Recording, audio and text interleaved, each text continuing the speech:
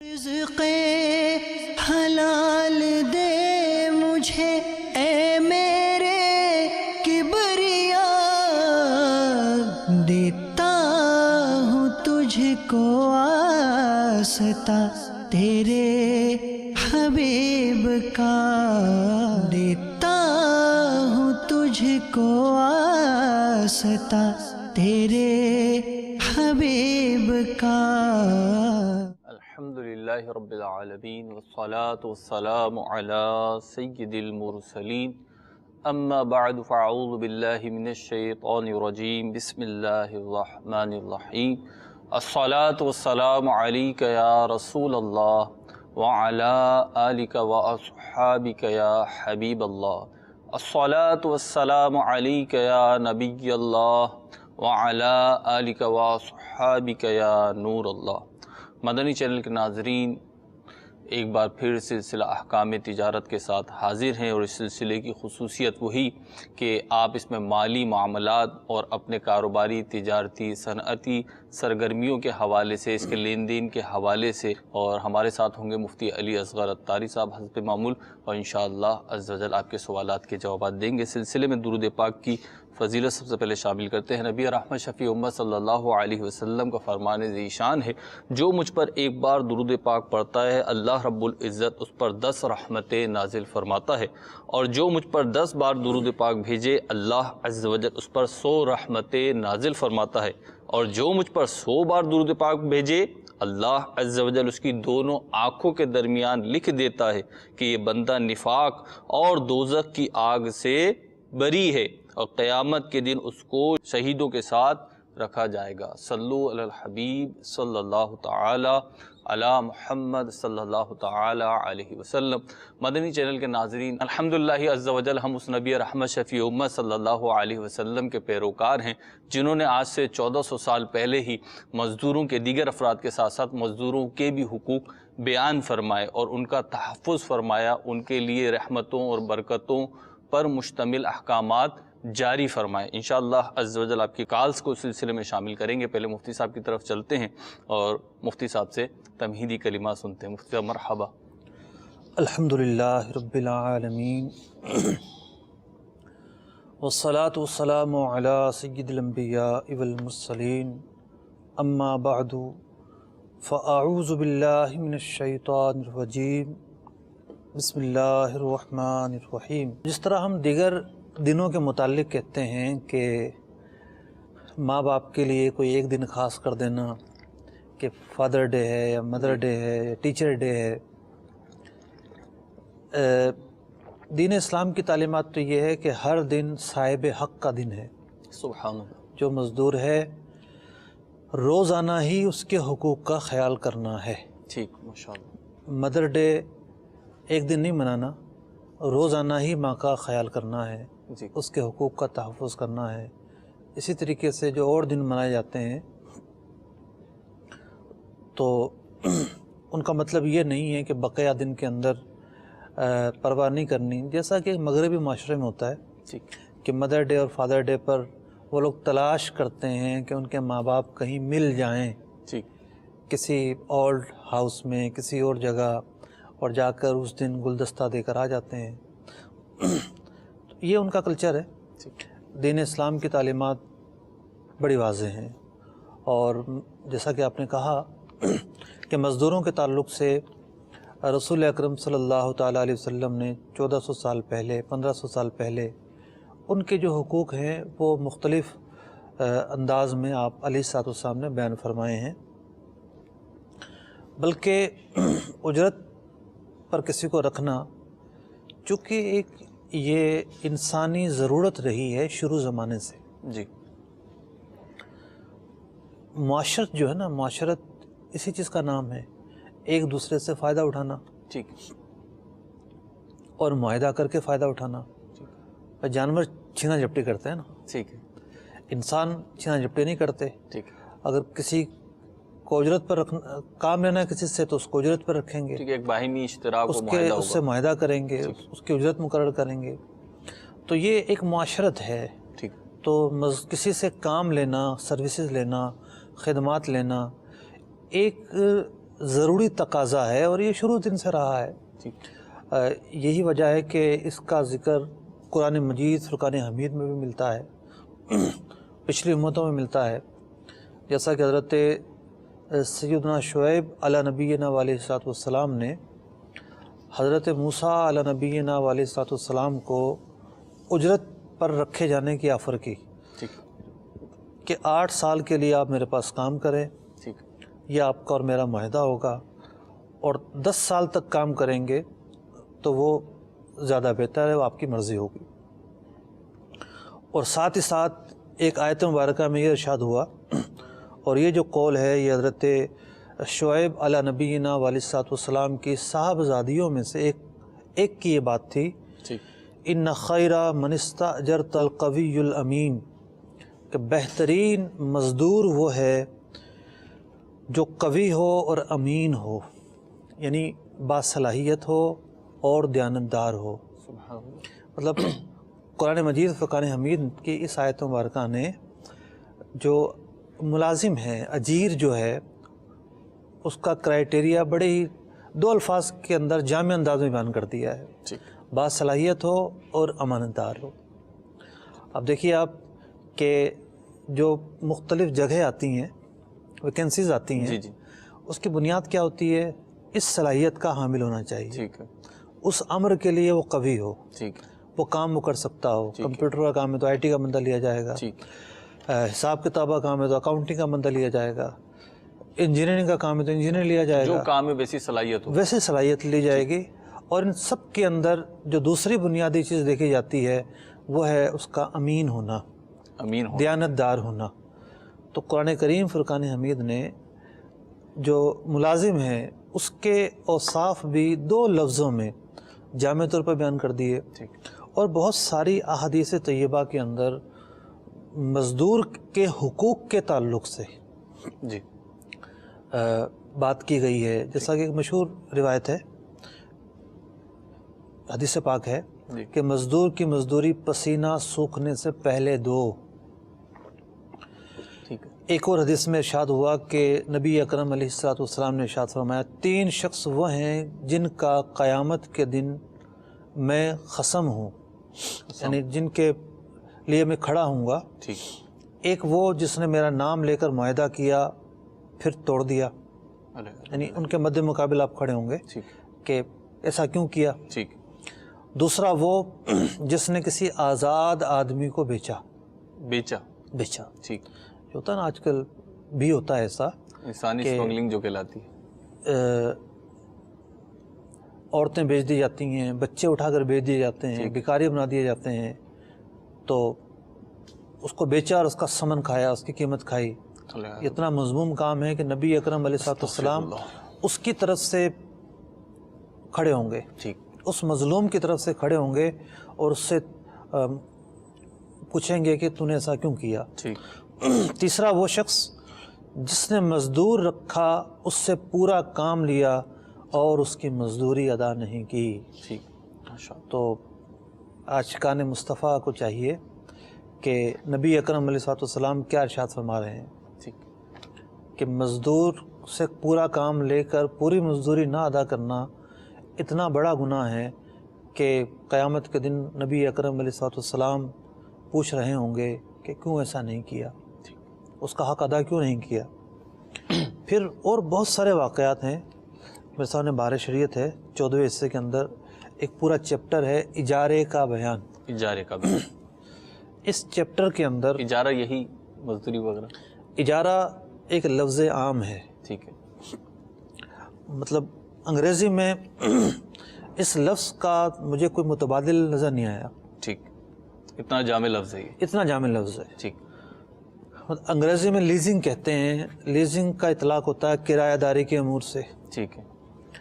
انگریزی میں ایک لفظ ہوتا ہے سروسز حاصل کرنا یا سروسز دینا, اس کا تعلق ہوتا ہے عام طور پر انسانی خدمات سے. لیکن لفظ اجارہ جو ہے یہ تمام ان صورتوں کو شامل ہے جس میں کسی انسانی خدمات کو لیا جائے یا دیا جائے, کوئی مزدور رکھا جائے, کوئی پراپرٹی یا گھر یا مکان یا قابل انتقال چیز کرائے پر دی جائے اور لی جائے. اسی طریقے سے جو ہے وہ بہت وسیع لفظ ہے یہ ٹھیک لفظ اجارہ. تو بہار شریعت کے اس حصے کے اندر 14ویں حصے میں ہی ہے. تو یہ جو جدید طباعت ہوئی ہے اس کا تیسرے کا الف ہے. ٹھیک تیسری جلد کا پارٹ 1 جو ہے الف، اس کے اندر یہ چیپٹر ہے. بہت تفصیل کے ساتھ بیان کیا گیا ہے تمام چیزوں کے حقوق. اور فتاوی رضیہ شریف میں 19ویں جلد کے اندر ہے. تو یوں فقہ اسلامی نے تو یعنی صدیوں سے جی جو ملازم ہیں اس کے حقوق بیان کیے ہوئے ہیں، ٹھیک اس کے کیا رائٹس ہوتے ہیں، کیا اس کے حق ہوں گے. یعنی ایسے ایسے جزیات ہیں نا جی کہ بالکل جا کے یوں سمجھیے کہ متعلقہ شخص پر بالکل صادق آتے ہیں، فٹ آتے ہیں.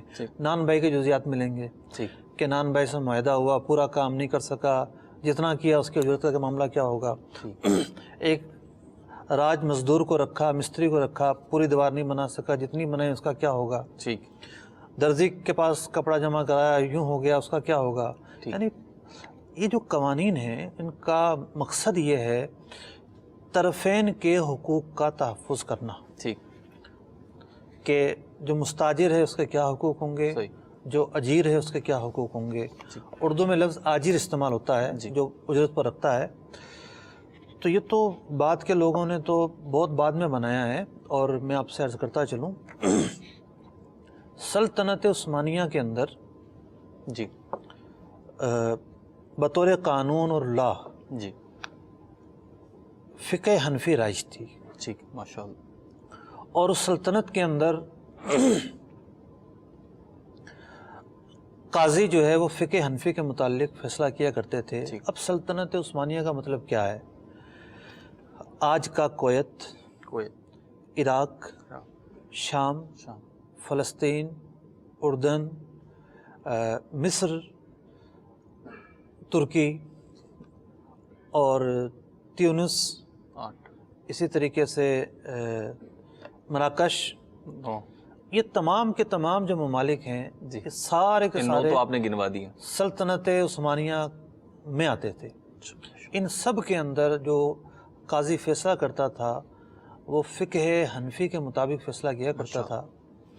اور ان قاضیوں کی رہنمائی کے لیے بھی قاضی تو ایک لا پڑے ہوئے ہیں، اب جو فقہی مسائل ہیں وہ کس طرح اس کو فالو کریں. جس طرح آج علماء اور عوام کے لیے بہار شریعت لکھی گئی ہے جی، تو اس سلطنت کے اندر علماء کو جمع کیا گیا. ایک پورا علماء کا گروہ، ایک بڑی تعداد میں علماء جمع ہوئے اور انہوں نے پھر مل کر ایک کتاب لکھی. اس کتاب کا نام ہے مجلۃ الاحکام العدلیہ. مجلۃ الاحکام العدلیہ یعنی لین دین کے جو معاملات ہیں ان سے متعلق شرعی اور فقہی احکام، اور باقاعدہ دفعات کی صورت میں کہ دفعہ 1، دفعہ 2، دفعہ 3، دفعہ فلاں. اب قاضی حضرات اسی کے مطابق فیصلہ کیا کرتے تھے. اور اس کے اندر جو ایک اجیر ہیں، آجر ہیں اور جو مزدور ہیں ان کے تعلق سے بھی پورے احکام بیان کیے گئے ہیں. اور میں سمجھتا ہوں کہ عصر حاضر کے بہت سارے مسائل کا حل اس کتاب میں موجود ہے ماشاءاللہ. اور بڑی جامع کتاب ہے. اس کتاب پر بہت ساری کتابیں لکھی گئیں، اس کتاب پر مقالات لکھے گئے، تھیسس لکھے گئے. تو کہنے کا مقصد یہ ہے کہ یہ جو قوانین بعد میں آئے ہیں برٹش لا کی صورت میں اور دوسرے لا کی صورت میں، یہ تو بعد کی پیداوار ہے نا. اب ایک اور دلچسپ بات عرض کروں جی کہ سلطنت عثمانیہ ختم ہوئی اور اس سے پہلے بھی پاک و ہند پر انگلینڈ کی حکومت تھی جی. اور وہاں جب سلطنت کمزور ہوئی تو مصر اور تیونس اور اس طرح کے جو ایریاز تھے وہاں پھر فرانس کی حکومت آئی. تو ایک عرصے تک پھر ان لوگوں نے اپنے قانون چلائے. ٹھیک ہے. تو یہ قانون تو ان کے قانون تو بہت بعد میں بنے. ٹھیک ہے. فقہاء کرام نے مزدوروں کے جو حقوق کا تحفظ ہے وہ بہت پہلے بیان کیا ہوا تھا. تو اس بات کو بھی اجاگر کرنے کی ضرورت ہے کہ دین اسلام کی جو تعلیمات ہیں ایک مزدور کے تعلق سے، مزدور کے حقوق کے تعلق سے یہ بڑی جامع ہے. ٹھیک ماشاء اور دین اسلام نے ہی سب سے پہلے ان لوگوں کے لیے آواز بلند کی ہے، ورنہ تو یہی انسان بکا کرتا تھا جی، اور یہی انسان جو ہے وہ خرید کر لایا جاتا تھا، اور آج کے وہ مطلب کہ لوگ کہ جو انسانیت کا دعویٰ کرتے ہیں اور انسانیت کے لیے جنگ لڑتے ہیں اور انسانیت کے نام پر باتیں کرتے ہیں، NGOs چلاتے ہیں، تو وہ ذرا ان سے تو پوچھیں کہ یہ اتنے لوگ کہاں سے آئے، افریقہ سے ان کو جہازوں میں بھر بھر کر کون لے کر آتا تھا، ان کو غلام کس نے بنایا، ان کو کس نے بیچا؟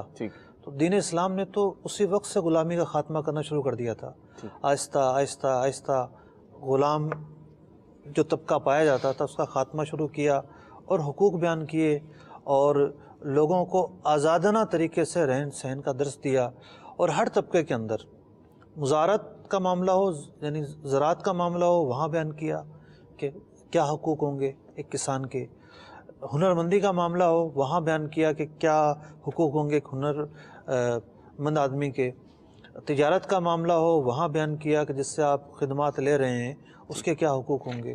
تو میں سمجھتا ہوں دین اسلام کی جو تعلیمات ہیں یہی بہت جامع تعلیمات ہیں۔ ماشاء اللہ عز و جل، کافی مفصل آپ نے بیان فرما دیا اس چیز کو۔ اور مدنی چینل کے ناظرین، مفتی صاحب کی گفتگو کا بھی اگر خلاصہ نکالوں تو یہی ہوگا کہ آج کل جو یہ ایام مننے لگ ہیں، اور ہماری جو یہ مختلف افراد، مختلف گروہ جو ہے مختلف ایونٹس بنانے لگے ہیں، حقوق کی بات کرنے لگے ہیں، تو اگر آپ اسلامی تعلیمات کا مطالعہ کریں گے تو انشاءاللہ عز و جل اس کی بیس آپ کو وہاں پہ مل جائے گی، اس کی فلاح کا، فوز کا جو ایک منبع ہے وہ اسلامی تعلیمات میں آپ کو ملے گا۔ جیسے کہ ابھی مفتی صاحب نے ایک حدیث بیان کری ہے، مفتی یہ حدیث آپ نے بیان کری کہ مزدور کا پسینہ خشک ہونے سے پہلے اس کی اجرت دے دی جائے، یہ تو ایک بہت بنیادی کہنا چاہیے، اس کا حق ہے اللہ عز و جل۔ ایک محاورہ ہے جی، ایک محاورہ ہے جی، اب کوئی مزدور جو ہے وہ ایسے میں کام کرتا ہو، ٹھیک، پسینے نہ آتا ہو، ٹھیک، تو یہ بطور محاورہ کے بیان کیا گیا ہے کہ جس نے محنت کی ہے اس کی محنت کے بعد اس کا جو معاوضہ ہے جو اس کی مدت مقرر ہوئی ہے اس میں تاخیر نہ کی جائے، جو کام پورا کر لیا تو دے دیا بلا وجہ تاخیر نہ کی جائے۔ مفتی آپ کال شامل کریں، سلسلے میں ہم کالز ہیں، 2 کالز دے دیجئے، پھر انشاءاللہ عز و جل مفتی سے آپ سے جواب لیتے ہیں۔ صلو علی الحبیب صلی اللہ تعالی علی محمد صلی اللہ علیہ وسلم۔ مفتی صاحب سے آپ یہ کرنی تھی کہ آج کل ہمارے ہاں یہ لوگ جو سیٹ صاحب ہوتے ہیں وہ اپنے مزدوروں کو، کاریگروں کو اپنا ایڈوانس پر پیسے دے دیتے ہیں، ان کو پیسے دیتے ہیں اور ان کو کہتے ہیں کہ آپ نے ہماری طرف ہی ہماری ورک شاپ پر، ہماری فیکٹری پر کام کرنا ہے اور کہیں اور نہیں جا سکتے جب تک ہمارے پیسے واپس نہ کریں۔ اگر وہ جاتے ہیں تو ان پر ظلم کرتے ہیں، اس کے بارے میں رہنمائی فرما دیں، مہربانی ہوگی۔ ٹھیک ہے، دیتے ہیں، ایک اور کال دے دیجیے گا۔ میں ظہیر خان بول رہا ہوں ایئرپورٹ آباد سے۔ میرا سوال یہ ہے کہ ایک بندہ گاڑی خرید رہا ہے، اگر نقد قیمت تو اس کی 2 لاکھ روپے، اگر وہ قسطوں میں لے رہا ہے، قسطوں میں وہی گاڑی اس کو 3 لاکھ روپے کی ملتی ہے۔ آپ سے پوچھنا یہ ہے کہ وہ جو 1 لاکھ روپیہ زیادہ ہے کیا وہ سود تو نہیں ہے؟ بہت شکریہ۔ ٹھیک ہے جی، جواب دیتے ہیں آپ کو مفتی صاحب۔ یہ پہلا سوال تھا ہمارا کہ مزدوروں کو، اپنے فیکٹری میں کام کرنے والوں کو، ورکرز کو ایڈوانس پیسے دے دیتے ہیں اور پھر انہیں مجبور کرتے ہیں کہ آپ ہمارے پاس ہی کام کرو۔ اصل میں جو ہم نے پہلے گفتگو کی جی، وہ تصویر کا ایک رخ تھا جی، کہ دین اسلام کی تعلیمات موجود ہیں۔ ٹھیک ہے، تصویر کا دوسرا رخ یہ ہے کہ آج کا مسلمان جس طرح اور معاملات کے اندر جی، غفلت کا شکار ہے، ٹھیک، مزدوروں کے متعلق بھی بے پناہ غفلت کا شکار ہے۔ ٹھیک، یعنی بہت سارے ایسے مواقع ہیں جہاں ان کے حقوق پامال کیے جاتے ہیں، ان کے ساتھ زیادتی کی جاتی ہے، ان کے ساتھ ان کو پوری اجرت نہیں دی جاتی، جی، کام لیا جاتا ہے، زیادہ کام لیا جاتا ہے، اور طرح طرح کے معاملات ہیں۔ آپ دیکھیں یہاں سے لوگ بیرون ملک جاتے ہیں، اسلامی ممالک میں بھی جاتے ہیں کام کرنے کے لیے، تو یہاں کہا جاتا ہے کہ جناب آپ کا جو معاہدہ ہے آپ کو اتنے پیسے ملیں گے، ٹھیک، اتنے درہم ملیں گے، اتنے ریال ملیں گے، یا فلاں کرنسی ملے گی، ٹھیک، اور بندہ وہاں پہنچتا ہے، اس کا پاسپورٹ لے لیا جاتا ہے اور اس کو ایک نیا جو ہے پرچہ تھما دیا جاتا ہے کہ تمہاری تنخواہ اتنی ہوگی۔ ٹھیک۔ جس پیکج پر وہ گیا تھا وہاں جا کے پتہ چلتا ہے کہ جناب یہ پیکج اب جب اس نے ہاتھ کٹوا دیے تو اسے دوسرا پیکج دیا جا رہا ہے۔ ٹھیک ہے، تو یہ استحصال کی بہت ساری صورتیں ہیں، ٹھیک ہے، اور اب غریبوں کے خون پر بلکہ خون جگر پر جو لوگ محلات کھڑے کرتے ہیں اور ان کے بل بوتے پر جو امیر بنتے ہیں تو وہ آخرت سے کس طرح بے خوف ہو سکتے ہیں. مزدور کی جو وہ ہے بد دعا یا اس کی جو تکالیف ہیں وہ ان کا پیچھا ہرگز نہیں چھوڑیں گی. اب یہ جو سوال کیا گیا کہ قرضہ دے دیتے ہیں اور پھر مجبور کرتے ہیں، میں سمجھتا ہوں کہ اس سوال کے مختلف رخ بنیں گے، مختلف نوعیتیں بنیں گی. بعض اوقات ایک مزدور جو ہے یا ایک فیکٹری میں کام کرنے والا جو ہے اس کو سیٹ کی طرف سے یہ آفر نہیں ہوتی کہ تم قرضہ لے لو. ٹھیک ہے. وہ خود آتا ہے کہ جی مجھے فلاں پریشانی ہے، مجھے کچھ پیسے دے دو. ٹھیک ہے. مجھے کچھ قرضہ دے دو. ٹھیک ہے. تو وہ خود آ کر قرضہ مانگتا ہے نا. صحیح. اور پھر قرضہ بھی بعض اوقات وہ اتنا لے لیتا ہے کہ جتنا اس کے لیے اتارنا مشکل ہو رہا ہوتا ہے. ٹھیک. پھر یہ ہے کہ یہ چھوڑ کر کیوں جانا چاہتا ہے. صحیح. اس کی بھی کوئی وجہ بنے گی نا. ٹھیک ہے. قرضہ دینے والا کوئی نہ کوئی تو سیکیورٹی لیتا ہے. صحیح ہے. تو اگر یہ بالکل ہی چلا جائے تو کون اس کے روز روز گھر جائے گا. تو اس سوال کا میں کوئی جواب نہیں دے رہا. ٹھیک ہے. وجہ یہ ہے کہ اس طرح کی نوعیتیں مختلف طرح کی بنیں گی. ٹھیک ہے. اگر تو کوئی زیادتی کرتا ہے اور بلیک میل کرتا ہے تو اس کی تو اجازت ہی نہیں ہے. ٹھیک ہے. تو قرضہ لیا گیا یا دیا گیا، مجبور کیا گیا بھی قرضہ لے لو. ٹھیک ہے. تو صورت اصل ہے کیا؟ ٹھیک ہے. اس کے جاننے کے بعد ہی اس کا جواب دیا جائے گا، اور اس سے کوئی انکار نہیں ہے. ٹھیک ہے. کہ مزدوروں کا استحصال موجود ہے. ٹھیک ہے. مزدوروں کے ساتھ زیادتیاں ہوتی ہیں. ٹھیک ہے. انہیں ان کا پورا حق نہیں دیا جاتا. بہت سارے معاملات ہوتے ہیں. ٹھیک. تو یہ ہے کہ اب اس کی بھی مختلف صورتیں ہیں، ان کا تدارک کیسے ہو. جی. تدارک کی ایک صورت تو یہ ہے کہ اجرت پوری دی جائے. بعض لوگ ملتے ہیں کہ ایک صاحب ملے مجھے، زکوٰۃ کا مسئلہ پوچھ رہے تھے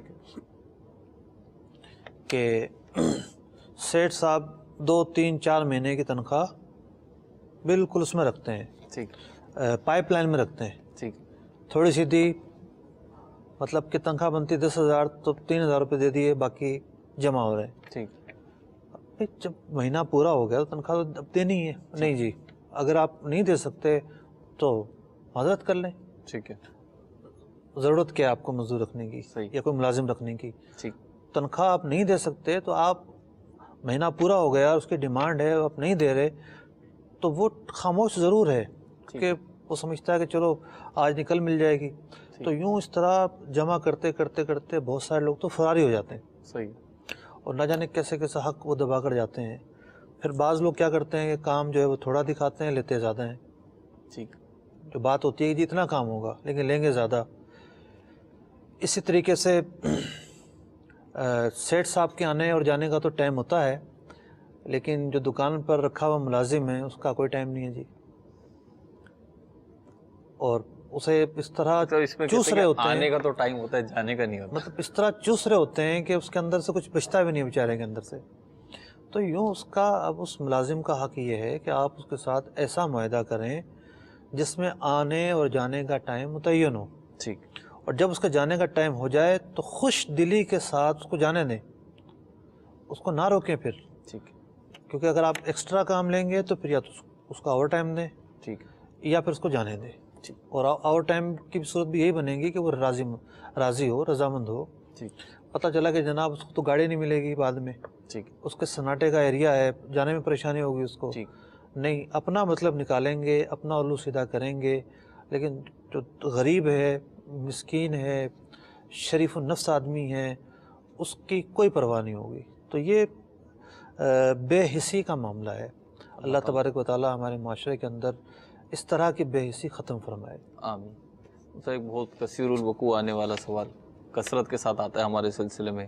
2 لاکھ کی گاڑی ہے، نقد میں 3 لاکھ کی ادھار میں لے رہے ہیں، تو یہ سود تو نہیں ہوگا؟ نقد میں سستی اور ادھار میں مہنگی جی خرید و فروخت ہو سکتی ہے، لیکن اگر قسطوں وغیرہ کا معاملہ ہے، کسی کمپنی سے لین دین کا معاملہ ہے، تو اس کمپنی کا بروشر دکھا کر پھر سوال پوچھا جائے، تاکہ یہ دیکھا جا سکے کہ کوئی اور غیر شرعی شرط تو اس کمپنی نے بیان نہیں کی ہوئی. ٹھیک. माशाअल्लाह सर, 2 मज़ीद कॉल्स आपके लेंगे और फिर उनके जवाबात मुफ्ती साहब की से लेते हैं। सल्लु अलल हबीब सल्लल्लाहु तआला अला मुहम्मद सल्लल्लाहु अलैहि वसल्लम। जी, मेरा नाम मोहम्मद फयाज खान है। मैं कराची से बात कर रहा हूँ। मेरा सवाल मुफ्ती साहब से ये है कि इस्लाम के अंदर तिजारत में जो प्रॉफिट होता है उसकी क्या मिकदार, उस बारे में इस्लाम हमारी क्या रहनुमाई करता है। और दूसरा सवाल मेरा मुफ्ती साहब से ये है कि जब हम दुकान पे होते हैं तो अक्सर इस तरह होता है कि हमारे पास चेंज होता भी है या कोई जैसे कैंची शॉपर, लेकिन वो हम अपनी जरूरियत को देखते हुए हम दूसरों को देना नहीं चाहते। तो ऐसे मौकों पर अगर ये कह देना कि नहीं है तो ये झूठ में आएगा या झूठ में नहीं आएगा। अच्छा जी, कैंची शापर वगैरह। जी एक और कॉल दे दीजिएगा।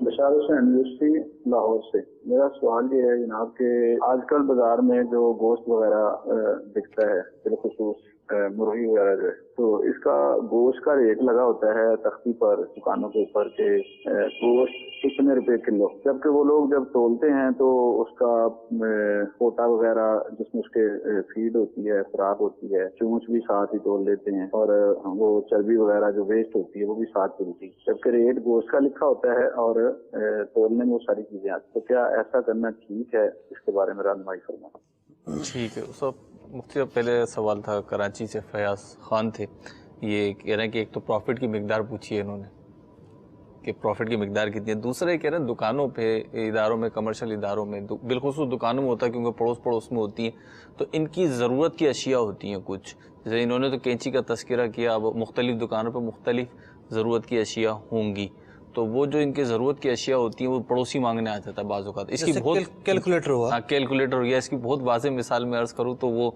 जिसे छुट्टा कहते हैं या खुला कहते हैं, एक्सचेंज करते हैं पैसे, बड़ा नोट दे के छोटे ले रहे हैं, तो अब वो हैं मौजूद, लेकिन जाहिर सी बात है इस दुकानदार ने अपनी सहूलत के लिए, अपनी कस्टमर की सहूलत के लिए रखा हुआ है। अगर ये इस तरीके से मार्केट में बैठ के बांटना शुरू कर देगा तो फिर इसको अपनी दुश्वारी हो जाती है। तो अब ये क्या करे? अगर ये सच बोलता है कि हाँ जी है लेकिन मैं आपको दे नहीं रहा तो बात बिगड़ती है, और अगर ये झूठ बोले तो क्या हुक्म हो? मिसाल के तौर पर अगर ये कहता है कि मैं दे नहीं पाऊंगा, जी मैं दे नहीं पाऊंगा, ठीक है, तो इसमें कोई झूठ तो नहीं पाया गया? इसमें झूठ तो नहीं पाएगा, ठीक है ना। तो यार आपको मिल नहीं सकेगा ये, ठीक है, तो कोई ऐसा जुमला बोले जिसमें झूठ भी ना हो और सामने वाला भी टल जाए, ठीक है। तो अब रेज़गारी में ये हो सकता है कि मेरे पास मखसूस ही तादाद है, मैं आज़माइश में शाम तक चलाना मुश्किल हो जाएगा मुझे। ठीक है, तो यूँ है, बाज़ औक़ात ऐसा भी तो होता होगा ना कि इस रेज़गारी से जान छुड़ाना इसके लिए मुश्किल हो रहा होगा, जी ज़्यादा होती है। ठीक, तो यूँ नोयतें बदलती रहती हैं, कुछ सच्चाई तक पहुँचना है, ठीक है, झूठ नहीं बोलना। ठीक है। ये अज़्म करके जब सोचेगा तो बहुत सारी और चीज़ें सामने आ जाएंगी। अच्छा मुफ्ती, इसमें मैं यहाँ पे चाहूँगा आप मदनी फूल दे दें कि जो मांगने वाले अफराद होते हैं ना, इनका एक तबका ऐसा होता है, ये खुद अपने पास चीज़ें नहीं रखते ज़रूरत की, अपने पास चीज़ें रखते नहीं, इन्हें पता है मैं इससे ले लूँगा, उससे ले लूँगा, और इससे और उससे जब लेते हैं तो ये उसकी मतलब हिफाजत भी नहीं करते हैं, वापस पहुँचाने के बेचारा वो खुद ही लेने आएगा कि हज़रत आप वो फलां चीज़ ले आए थे वो दे दीजिए। तो इनके बारे में भी कुछ मदनी फूल दे दें तो। अब मदनी फूल तो उनको क्या दें जब उसी दुकान की कोई चीज़ नहीं मिलेगी उसे, जी, तो उसको खुद एहसास होगा कि इस चीज़ के ना मिलने से क्या मुश्किल होती है। जी, एहसास ज़िम्मेदारी होती है। ऐसा घरों में भी होता है ठीक, कि बाज़ औक़ात पड़ोसी जो है वो कोई चीज़ मांग कर ले जाते हैं, फिर देने का नाम ही नहीं लेते। जी, इसी तरीके से बाज़ लोग किताबें मांगते हैं एक दूसरे से, जी, तो किताबें लेते हैं, देने का नाम ही नहीं लेते। ठीक, तो मुख्तलिफ़ तबक़ात में इस तरह का रुझान है लेन और देन में। असल चीज़ है एहसास ज़िम्मेदारी, ठीक, दूसरे की तकलीफ़ का एहसास करना ठीक, कि इस कैफियत में दूसरा किस हालत में होगा। ठीक, ये एहसास पैदा हो जाए ना तो हम हुकूक तलफ़ी से बच जाएं। ठीक, अब इनका जो सवाल था वो था तिजारत पर प्रॉफिट की मिक़दार। शरीयत मुत्तहरा ने तिजारत को आज़ाद रखा है, ठीक है, फ़रीक़ैन जितना मुकर्रर करेंगे प्रॉफिट रख सकते हैं, शरीयत ने कोई हद मुकर्रर नहीं की है। ठीक। अगला सवाल जो था ये پہلے بھی سلسلے میں ہمارے ایک دفعہ آیا تھا کہ مرغی کے گوشت کی تختی لگی ہوئی ہوتی ہے اور جب بیچا جاتا ہے تو وہ پوری مرغی کے جو لوازمات ہوتے ہیں اس کے ساتھ تولا جاتا ہے. مجھے ایسا لگتا ہے کہ کہیں سے علمی طور پر یہ شوشہ چھوڑا گیا ہے, ٹھیک ہے, اسی لیے سوال مکرر آ رہا ہے, ٹھیک ہے, تو اس کا جواب دینا پڑے گا. ٹھیک ہے. اس بیچارے گوشت فروش کا کیا قصور ہے؟ ٹھیک ہے, آپ سبزی والے کے پاس جاتے ہیں, پیاز دے دو. ٹھیک ہے. اب پیاز کے جو چھلکے ہیں کیا کسی کام میں آ سکتے ہیں؟ نہیں آتے بالکل. مطلب پیاز کے چھلکے تو پھینک کے ہی جاتے ہیں نا. جی بالکل ایسے تو کیا مطلب وہ چھلکے اتار کے پیاز دے گا؟ چھلکوں سمیت ہی. آپ مولی لینے جاتے ہیں تو کیا آپ اس کو بولتے ہیں کہ مولی کے پتے کیوں ڈال رہے ہو تم؟ مولی کے ساتھ اس کے پتے آتے ہیں. ٹھیک ہے. ہری مرچی ہے, ہری مرچی کا جو ڈنڈی ہوتی ہے جی جی, وہ کسی کام میں آتی ہے؟ نہیں آتی, پھینکی جاتی ہے. جی. تو کیا آپ اس کو بولتے ہیں کہ یہ تو کام میں نہیں آتے, اس کو ہٹا کر دو؟ اب بھنڈی کے سرا جو ٹوپی بنی ہوتی ہے بھنڈی کے سرے پر, وہ پھینکی جاتی ہے. تو بھنڈی خریدتے ہو آپ کہتے ہیں کہ بھئی یہ بھنڈی نہیں ہے, صرف اتنی بھنڈی کاٹ کے دو. تو اصل دار و مدار ہے عرف کے اوپر. ٹھیک ہے. کہ عرف کے اندر جس چیز پر جو اطلاق آتا ہے وہ ساری چیزیں اس کے تحت شامل ہوتی ہیں. ٹھیک ہے. جب گوشت کہا جاتا ہے تو پوٹا بھی اس کے اندر عرفاً بولا جاتا ہے. ٹھیک. پوٹا ہو گیا, چربی ہو گئی, ہڈیاں ہو گئیں, ورنہ ہڈیاں تو جو ہے وہ ڈال ہی نہ سکے کوئی گوشت بیچنے والا. ٹھیک ہے. تو ایک ہوتا ہے گوشت. ٹھیک ہے. جب گوشت بولا جاتا ہے تو سب چیزیں شامل ہوتی ہیں. ٹھیک ہے. اور ایک ہوتا ہے بغیر ہڈی کا گوشت. ٹھیک ہے. بغیر کلیجی کا گوشت. ٹھیک. یہ دو الگ الگ کیٹیگریز ہوتی ہیں. ٹھیک. تو جب تخصیص نہیں کی گئی تو عموم باقی ہے. یہ ساری چیزیں وہ ڈال سکتا ہے, لیکن اتنی ڈالے گا کہ آٹے میں نمک کے برابر. اب یہاں پہ مجھے مراد یہ نہیں ہے کہ ایک پاؤ کے اندر وہ آدھا پاؤ چربی ڈال دے, آدھا پاؤ پوٹا ڈال دے, ایسا نہیں ہوتا, بلکہ وہ ایک آدھ بوٹی جو ہے وہ دیگر چیزوں کی ڈالتا ہے. تو عرفاً اس کا ڈالنا درست ہے. یہ نہیں کہہ سکتے کہ جی میں نے تو گوشت خریدا تھا, کیوں ڈال رہا ہے؟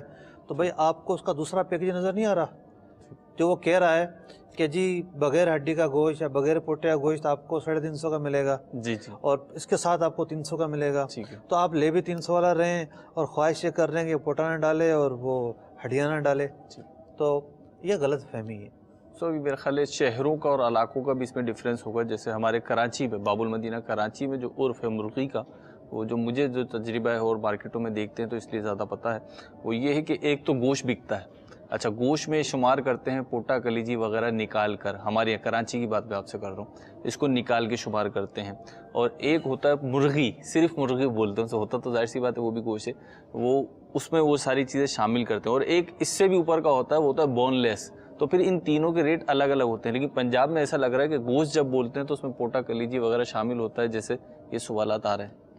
مطلب جہاں جس طرح کا عرف ہے اس کے حساب سے چلیں گے. ٹھیک, وقت ختم ہو گیا ناظرین. انشاءاللہ عز و جل آئندہ ہفتے پھر یہ سلسلہ ہوگا تو اس میں بھی آپ کی کالز شامل کریں گے. اللہ عز و جل ہمیں سیکھنے کی توفیق عطا فرمائے, اس پہ عمل کرنے کی توفیق عطا فرمائے. صلو علی الحبیب صلی اللہ تعالی علی محمد صلی اللہ علیہ وسلم. رزق حلال دے مجھے اے میرے کبریا,